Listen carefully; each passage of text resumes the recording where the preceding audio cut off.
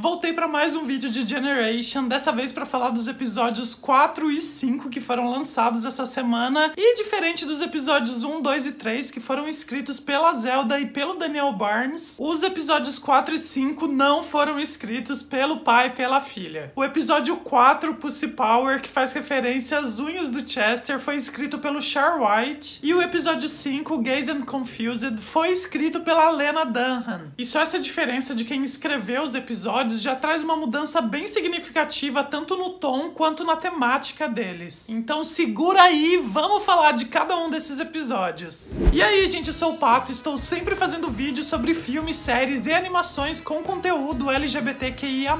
Se você gosta desse tipo de vídeo, se inscreve aqui no canal e não esquece de dar aquele like para ajudar esse vídeo a chegar a muito mais pessoas. O episódio 4 segue uma linha bem parecida com o primeiro episódio, né? Porque a gente segue 3 linhas narrativas diferentes. A gente acompanha nos primeiros minutos o Chester, depois a gente vai pra Megan, né, a mãe do Nathan, é a primeira vez que a gente acompanha o ponto de vista de um adulto, e por fim a gente vai pro Nathan. Mas diferente do primeiro episódio, né, onde as 3 histórias aconteciam ao mesmo tempo, a gente só tinha pontos de vistas diferentes, dessa vez o final de uma história é o ponto de partida pra gente mudar o ponto de vista e começar a história seguinte. Então no ponto de vista do Chester, a história começa com ele chegando na escola, né, com as unhas pintadas, escrito Pussy Power, e mais uma vez ele acaba levando uma advertência. Diferente do primeiro episódio, que o Chester foi parado pela forma como ele estava vestido, né, então isso chamou a atenção do funcionário, nesse episódio ele praticamente mostra as unhas pro funcionário, né, como se ele estivesse realmente afrontando. Então eu vejo ele tendo feito isso por 2 motivos. Primeiro, porque o Chester é afrontoso mesmo, né, acho que faz parte da personalidade dele, ele ser essa pessoa que quer provocar. E segundo, porque com isso ele ia receber mais uma advertência e ia ser mandado lá pra sala do Sam. O Chester continua todo apaixonadinho pelo Sam, né, e a gente sabe que isso é problemático, né, pelo Sam ser um adulto, mas acho que eu fiquei um pouquinho mais aliviado quando a gente descobre no episódio 5 que na verdade o Chester tem 18 anos, né, mas eu já falo isso quando a gente chegar lá nesse episódio. E eu gosto como o Chester é direto, né, porque ele já falou na cara do Sam, né, perguntou pra ele por que ele não aceitou o Chester nas redes sociais, ao mesmo tempo que o Sam compara o Chester à época que ele próprio tava no colégio. O Sam fala que ele era o nerd da banda, né, e o que o Chester é tudo que ele gostaria de ter sido. E o Chester, ainda nessa tentativa de chamar a atenção do Sam, né, ele faz aquele doce meio, ai, não vou hoje pro GSA, mas no final ele acaba indo, né, ele vai lá pro encontro do clube, e o posicionamento que o Chester tem dentro de uma discussão no clube acaba chamando a atenção do Sam, né, que elogia ele, e o Chester acaba levando esse elogio pro lado um pouco mais sentimental. No clube a gente também teve a apresentação de uma nova personagem, né, a Luz, e eu achei muito engraçado o momento que ela se apresenta, né, porque ela fala que o motivo dela estar no clube é porque ela está procurando uma namorada, e ela olha até, troca uns olhares com a Riley, né, que fica meio sem graça. Durante as discussões no clube eu achei até interessante a questão que a Delilah levantou, né, sobre os personagens da Disney e como alguns deles são representação de personagens queer e muitas vezes problemáticos. Achei legal até porque é o tema de um vídeo que eu tô preparando pro canal, então se você estiver assistindo esse vídeo e o vídeo já estiver pronto, provavelmente vai ter um card aqui ligando pra ele. E eu não sei se vocês sentiram, mas esse episódio teve muitas referências aos anos 90. Teve a citação desses filmes da Disney, né, a maioria deles dos anos 90. Tem uma cena do Chester e do Nathan, né, que eles estão fingindo que estão lá no Titanic, né, fazendo referência ao episódio anterior até, quando o Nathan pula do barco e o Chester pula atrás do Nathan. Inclusive quando eles se cumprimentam, né, eles se chamam de Jack e Rose. E no começo do episódio tá tocando a música Lucky da Britney, né, quando o Chester tá entrando no colégio. A letra da música até combina bastante com o Chester, né, porque fala de uma pessoa que tem tudo, mas durante a noite chora sozinho. E assim, eu amo anos 90, né, adoro referências dos anos 90, só não sei se faz sentido ter tanta referência assim numa série que fala da geração Z. De repente até por conta do roteirista desse episódio, né, o Char White, que tem 51 anos, e daí as referências dele acabam sendo um pouquinho mais antigas. Mas o legal de ter uma pessoa mais velha escrevendo esse episódio é justamente pelo ponto de vista que a gente vai ver depois, que é o da Megan, né, a mãe do Nathan. Como eu disse, né, a primeira vez que a gente tem o ponto de vista saindo dos jovens, né, e indo para um adulto. E o que eu já tinha dito sobre a Megan no último vídeo acaba se reforçando nesse episódio. Ela é uma pessoa que para o mundo é mais progressista, né, mais liberal, ela tem amigos gays, mas dentro da família dela, quando a questão é mais interna, ela é mais conservadora.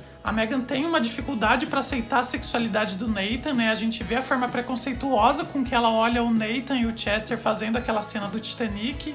E a gente vê que as questões da Megan são um pouco mais profundas, né? O relacionamento dela com o marido é um pouco mecânico. Eles têm até na agenda o dia certo pra transar. E quando eles chamam os pais da Ariana pra conversar, a gente vê um pouco desses sentimentos, principalmente relacionados à sexualidade do Nathan, sendo colocados pra fora. E infelizmente foi uma conversa repleta de preconceitos com homens bissexuais. E o pior é que todos os comentários que eles fizeram são muitos dos que a gente realmente ouve as pessoas falando. O preconceito quando parte da Megan é algo que a gente já espera, né? Pelo que a gente já conheceu dela, né? Por ser essa pessoa conservadora, religiosa. E ela fala que procurou na internet, né? Pesquisou todos os termos novos que são usados. Mas mesmo assim ela não consegue entender, né? Ela tem essa dificuldade com a sexualidade do filho. Porque pra Megan, o Nathan ainda podia estar numa fase um pouco confuso, né? Um pouco tentando se encontrar. Por mais que ela fale que ela só quer a felicidade do filho, a gente entende, né? E isso é colocado em palavras, que a felicidade que ela quer dele com uma mulher. Enquanto a Megan tá nessa crise, né, tentando entender, os pais da Ariana, né, o casal gay lá, tenta esclarecer pra ela um pouco da bissexualidade. Nesse ponto eu até falei, bom, agora é o momento que eles vão corrigir todos os erros, né, que a Megan falou. E os pais da Ariana começam a esclarecer algumas coisas, né, eles falam que não é porque ele é bissexual que necessariamente ele vai se envolver ao mesmo tempo com um homem e com uma mulher. E eu até pensei, nossa, que bom, legal que eles estão falando isso, né, porque uma pessoa bissexual, ela pode passar de repente a vida inteira se relacionando apenas com o gênero, mas isso não tira o fato dela ser bissexual. Mas aí eles falaram que a maioria dos homens gays começam como bissexuais. E sim, isso realmente acontece com muitos homens gays, né? Eu, por exemplo, quando tava me descobrindo gay, teve uma fase, um período que eu achei que era bissexual, mas a forma como eles colocaram, a forma como eles falaram do Nathan, deu a entender que o Nathan tava nesse processo de se descobrir gay e por isso ele tava passando por essa fase bissexual. Muito comum as pessoas relacionarem bissexualidade com uma pessoa confusa e é muito triste, ao mesmo tempo muito comum ouvir isso justamente de quem tá dentro da comunidade LGBTQIA+.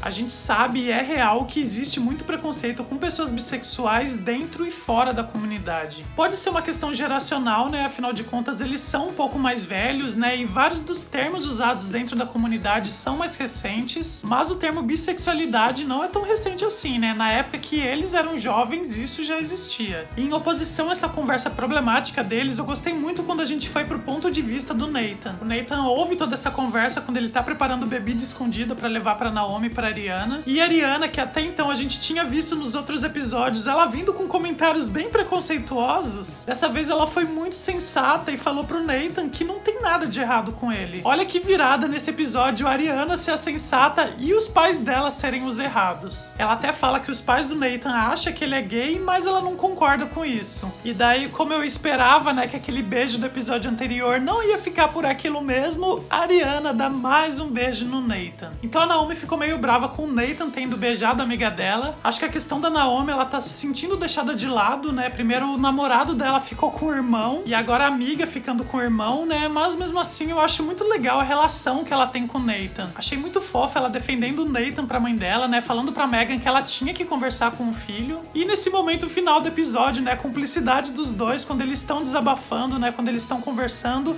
e ambos recebem mensagem do Jack falando exatamente a mesma coisa. O Jack é um que eu queria conhecer um pouco mais, né? Ver um pouco mais dele sendo mostrado. Imagino que um pouco mais pra frente a gente entenda o que se passa na cabeça do Jack. E falando em Naomi, né? Vamos lá pra aquele flash forward do começo do episódio, né? Daquele parto que finalmente aconteceu, né? Nasceu o filho da Delilah. E olha, confesso que foi uma surpresa pra mim quando eu vi o bebê, né? Aquela criança até gigante, né? Porque até então eu tava duvidando se a Delilah estaria ou não grávida, né? Sei lá, de repente podia ser qualquer outra coisa, mas sim, Delilah estava grávida e nasceu o bebezinho dela. E no episódio 5 a gente descobre finalmente quem é o pai da criança, né? Para minha surpresa, não sei se para de vocês também, o pai da criança é o Jay. No episódio 4 a gente viu um pouco mais sobre o Jay, né? Ele teve uma conversa muito interessante com o Chester sobre binariedade. Ele fala que as pessoas sempre têm que escolher, né? Entre quente e frio, entre estar dentro e estar fora. E independente do que a gente escolha, a binariedade sempre acaba ganhando, né? O problema está no binário. Por que a gente tem que escolher entre um e outro, né? Por que a gente não pode fluir entre essas escolhas? E eu achei muito legal essa conversa vir do Jay, né? Que é interpretado por um ator não binário. E me surpreendeu muito positivamente ele ser o pai da criança justamente pelo ator que tá interpretando. Isso porque, assim como o ator, eu imaginei que o Jay estivesse interpretando um homem trans não binário que nasceu com um ovário, então não poderia engravidar uma mulher. Mas na série ele tá interpretando alguém que nasceu com os órgãos reprodutores masculinos, e isso eu acho muito legal, porque é muito difícil a gente ver atores trans interpretando personagens cis. Inclusive a Ana, né, a tia da Greta, que também é interpretado por uma atriz trans,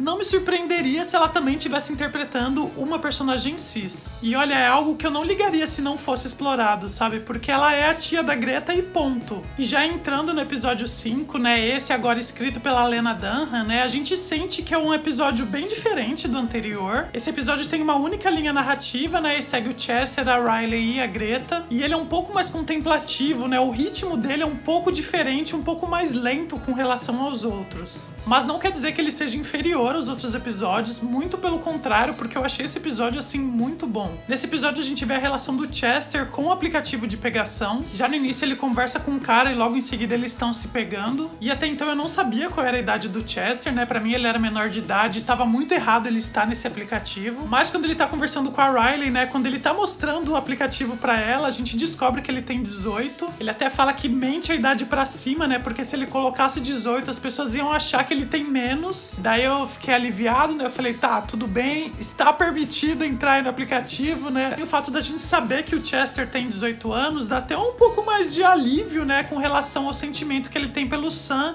e o que pode ser que aconteça futuramente. O Chester acaba encontrando o Sam no aplicativo, né? E começa a conversar com ele. E claro, né? O Sam não sabe que é o Chester, porque o Chester não usa foto de rosto no aplicativo. E a gente vê durante o episódio a conversa dos dois evoluindo no aplicativo. Começa com um papo bobo, despretensioso, né? Vai se aprofundando, né? Vai evoluindo. E no final do episódio, né? O Sam manda uma foto pro Chester e tá esperando ele mandar uma foto de volta. A gente não sabe ainda se o Chester vai falar que é ele que tá conversando com o Sam, né? Eu acho que o Chester ainda vai dar um tempo. Talvez ele até procure no Google uma foto que não é dele pra continuar a conversa. Mas imagino que ele vai segurar um pouquinho mais, né? Pra tentar conquistar o Sam sem o Sam saber que é o Chester. Enquanto isso, tem a conversa do Chester com a Riley, né? A possibilidade dela se interessar por mulheres. A Riley fala que nunca saiu com uma mulher, né? Ela nunca ficou com uma mulher. E o Chester, né, colocando um pouquinho de lenha na fogueira, fala da menina nova que apareceu no episódio anterior. Fala que se a Riley quisesse, ela pularia em cima dela. E fala também sobre a Greta, né? A Riley até fala que considera ela muito fofa, né? Mas tem toda essa questão da amizade que ela não queria estragar. Então eles buscam a Greta, né? Eles passam a tarde juntos. Eu acho muito fofa a amizade que eles estão construindo, né? Eu até entendo a Riley, né? Dela não querer estragar isso. Então eles vão depois à noite comer na casa da Greta, né? Eu acho muito legal aquele momento, né? A Ana é, assim, gente, que tia maravilhosa. É aquela pessoa que você fala que vai sair, quando você sugere um horário, ela joga até pra cima, fala, não, pode vir depois, sabe? E ela falando com a Riley, né? Perguntando quais são as intenções dela com a Greta. Ai, gente, Ana, melhor pessoa. E depois eles vão dormir na casa da Riley, né? Durante o dia inteiro eles fizeram várias sessões de foto, né? Eles fazem um pouco mais. E daí na hora de dormir, a Greta e a Riley vão ficando mais próximas, né? Vão chegando mais junto, vão ficando encostadinhas. Eu achei que ia ter beijo. Não teve beijo, mas eu acho que tá muito próximo disso acontecer. E a gente só vai saber isso nos próximos episódios. Tem mais o que dizer?